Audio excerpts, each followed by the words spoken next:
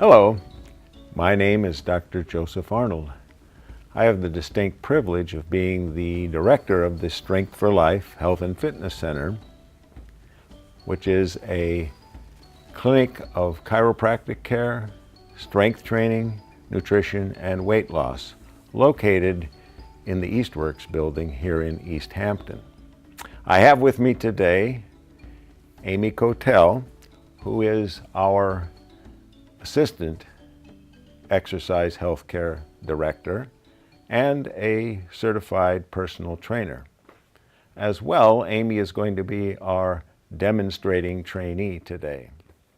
We are going to demonstrate today 6 core muscle exercises which we teach to every new trainee in our Strength for Life program. But it is important that we define, first of all, what we mean by core muscles. In the Strength for Life exercise program, we do not mean simply by core muscles the abdominal muscles. Rather, we mean all of the muscles of the lower torso hip complex, from the bottom of our rib cage to the top of our knees, around the entire circumference of the human body. The reason that we emphasize doing all of these interrelated muscles as in these exercises is that if you think about the normal activities that we do as human beings, we do not use our abdominals in isolation. If we walk, run, dance, hit a golf ball, rake, shovel snow, we use all of these muscles in concert. Therefore, it only makes sense that when we do exercises for the core, that we incorporate muscles that for all of these muscle groups. Now, there's another point I would like to emphasize before we get started with our demonstration, and that is you will notice that every exercise, every repetition that Amy does will be done slowly, smoothly, gracefully, we hope, and through a full range of motion. The reason we do these exercises slowly is so that we can feel the muscle groups we are challenging as they move through a full range of motion, from the fully stretched position to the fully contracted position. And now what I'm going to do is allow Amy to demonstrate the first exercise we're going to do. So I'm going to walk around to the back, and Amy is going to lie on her back. The first fundamental exercise we're going to do is commonly known as the pelvic tilt. In the Strength for Life program, we also call this the lower abdominal curl. So what I'm going to ask Amy to do is to arch her back upward as she breathes in, and then as she exhales to push her lower back down against my hand. Okay? And then she arches up and exhales as she pushes down. She's going to do 10 of these repetitions. While she's doing them, I'll explain a little bit. You'll notice, first of all, that she pauses momentarily, both at the top of the range of motion and at the end. Okay? This is to ensure that she goes through a full range of motion.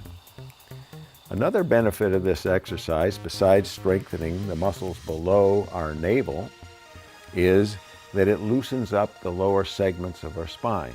So it is actually a lower spinal flexibility exercise. But in addition to that, the lower abdominal curl is the fundamental exercise from which we do a majority of the other abdominal exercises in our program. So Amy's going to do one more, and now she's going to hold it down, okay?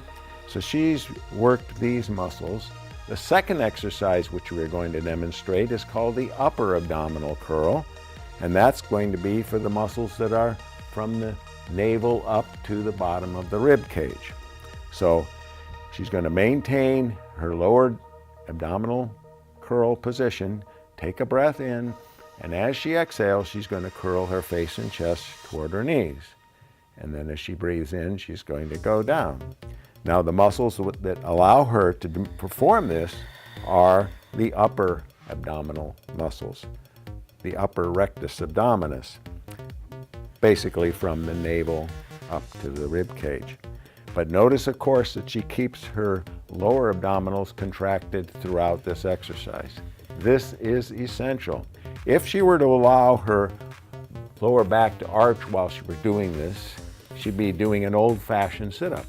Then her back muscles would be contracting and she would not be strengthening her lower abdominals at the same time. And notice again, she pauses slightly at each end of the range of motion. Okay? Very concentrated form. If we do 10 repetitions of most of these exercises with this degree of concentration and focus, we'll get much more out of them than if we were to do 20, 30, or 40, or 50 herky-jerky fast ones. Okay?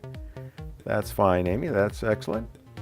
Now, leave your hands behind your head. The next one we're going to demonstrate is the diagonal abdominal curl. Okay? So the first exercise we did, strengthen the muscles below the umbilicus. The second exercise, strengthen those above. Now we're going to bring into play the oblique muscles, which run on the lateral aspect of our abdomen toward the center. These are called the external obliques. In addition, we're going, as you'll see, we're going to be working the hip flexors. Remember, lower torso hip complex. We want to bring these muscles into play as well. So I'm going to have Amy turn her head to the right, keep her lower spine pressed down, take a deep breath in, and as she exhales, she's going to bring her right elbow toward her left knee. And then as she breathes in, she's going to return to that beginning position and blow out. Now, you might wonder, why am I having her turn her head in an abdominal exercise? Well, by turning her head, she's actually stretching these target muscles, the oblique muscles. But also, by keeping her lower spine pressed down, she's strengthening her lower abdominals, and by curling her upper torso forward, she is strengthening her upper abdominals. So she's getting 3 for the price of 1. How's that? And also, she's working the hip flexor muscles in a very rudimentary, simple way. Now, after she's completed 10 repetitions, she's going to switch sides. She's going to put her left hand behind her head, turn to the left, keeping her lower back down, and as she exhales, she'll go this way. Notice the breathing pattern. As we work against gravity, we exhale, and then as we return, we inhale. In fact, the pace at which we perform these exercises is synchronous with our rate of breathing. It takes as long to come up as it does to exhale.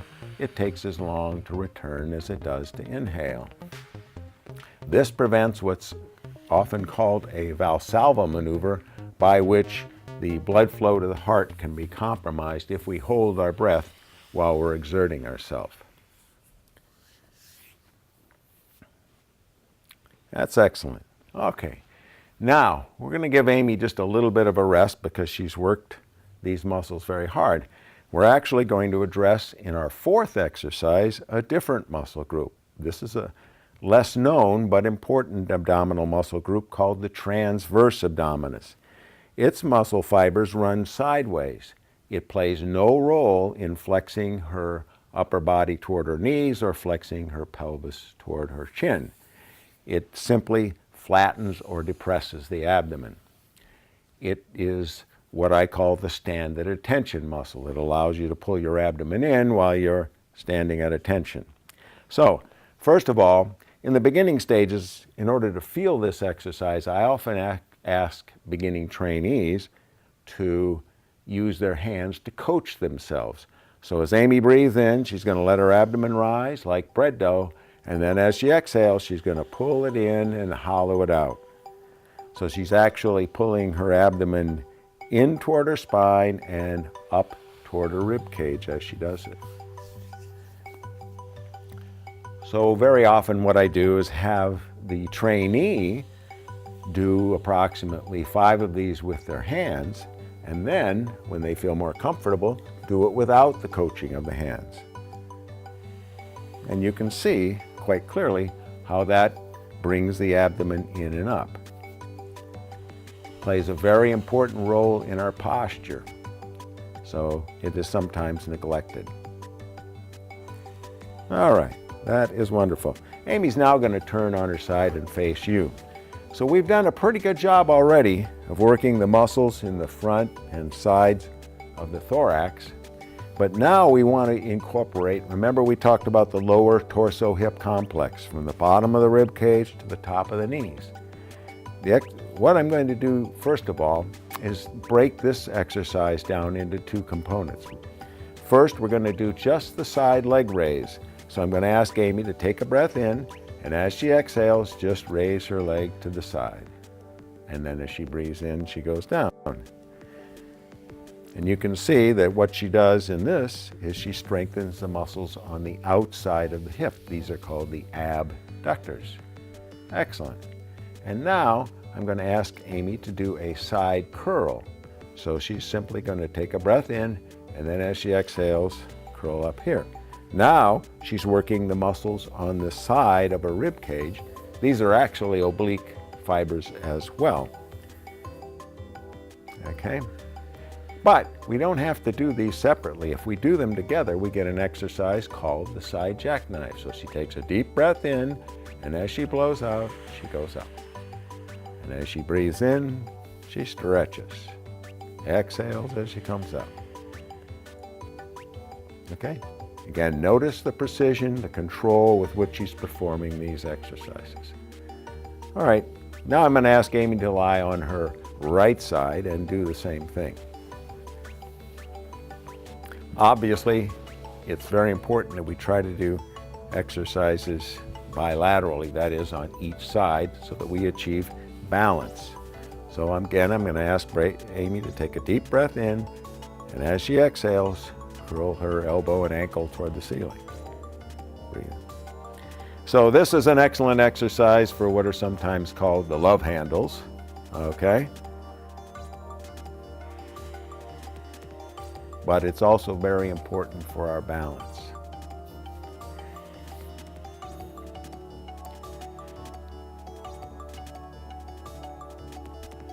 Fantastic. Okay. So that's the fifth exercise that we're doing. Now, we have one more exercise which we're going to have Amy demonstrate. Now we have to work the muscles in the back of the human body. So I'm going to have her be on all fours.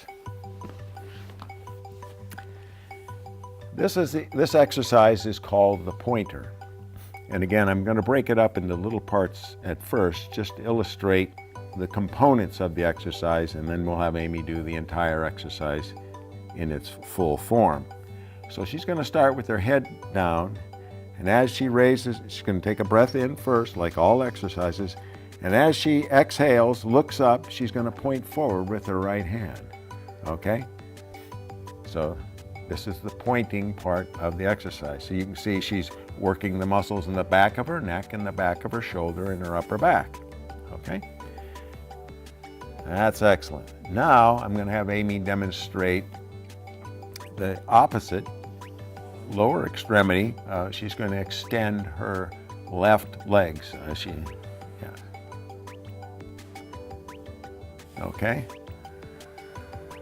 And now the right. Now I'm going to have her demonstrate the entire exercise. So take a breath in, starting in the down position. As she exhales, she's going to look up and point. And then as she breathes in, she goes down. And now the opposite exercise. Okay? So what she's doing here, now she's working the gluteus maximus, which is an extensor of the hip. Remember we talked about the lower torso-hip complex. She's also stretching the muscles of her hamstrings, also part of the lower torso-hip complex. Another virtue of this exercise is it works on our agility and our balance, okay? Many of the trainees who come to us originally have a great deal of difficulty just balancing themselves as Amy has done here. So that completes a demonstration of the 6 basic core muscle exercises which we teach to every trainee who begins our Strength for Life adult fitness program. I hope you enjoyed this. We will present in future videos more advanced forms of these exercises. However, even if these 6 exercises are the only ones you ever do, you will find that you develop leaner, stronger abdominals just from their performance. I thank you for coming, and I want to remind you that Every millimeter of movement, of every repetition, of every exercise is an opportunity for personal artistic expression. Thank you.